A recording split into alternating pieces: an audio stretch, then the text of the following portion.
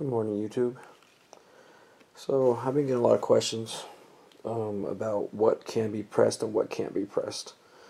So I'm gonna make a little bit of a video, kind of like a before and after video of what can be pressed and what can't, and I'll show some books that I have pressed, so that way you can see before and after. So there's a few things that go into books that can't be pressed.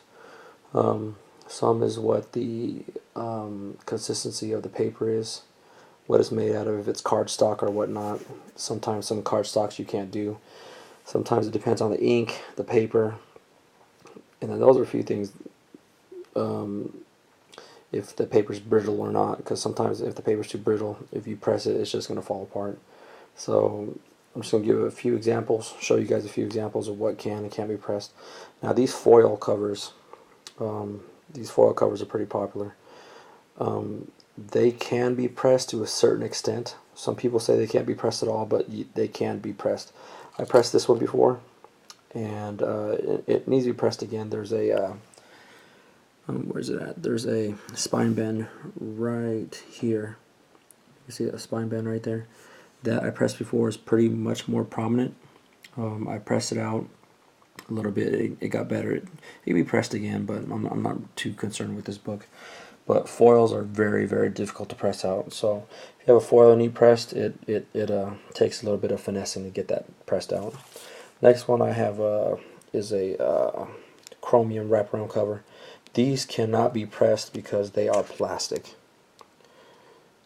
So if somebody wants to press these, you can probably press it at a very low temperature, but other than that, they pretty much cannot be pressed. Okay, here's a good example. This is Iron Fist number 14, first appearance of Sabretooth.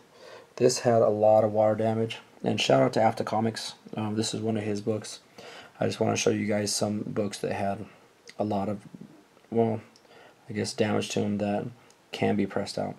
So as you can see, there's a ton of warpage on this book. It's just everywhere.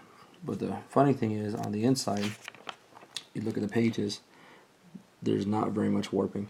So it got damp on the cover. Take a look at the back. Same thing, there's a little bit of warpage there. You can see it there really good.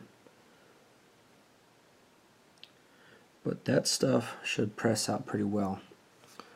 This black stuff, you'll be able to clean it up with a simple dry clean. I don't use chemicals when I do a simple dry clean. I'll do a simple dry clean, and there are some things that won't come out, like exposure staining. I'm not sure if I have a book with exposure staining, but basically it's when you leave a book out without a backing board, and over time it just gets stained from the outside air that's not being covered, the part of the book that's not being covered. So you'll see, unlike a lot of older books. So like I said, this one should press out really well. So when I'm done pressing it, I'll record it again and then show you guys what it looks like. This one I did press already. It's been pressed one time. It can be pressed again, and I'll definitely do that, because I usually press maybe 3 or 4 times until I can't press no more, because either the book just won't clean up anymore, or just it won't take to the press. But you see, this thing was bent upwards in this area over here. It was bent upwards, so that's why you still see some bending there. But this one has been pressed once. You guys should have seen it before. I'll post pictures later on, but it's a dramatic difference on what it used to look like. Again, I'll show you again after it's pressed again, show you what it looks like. This one has a lot of bends and stuff in it. This one should press out pretty well also. The only problem with these is that these ones have the tattoos in the back. Oh, let me show you this before.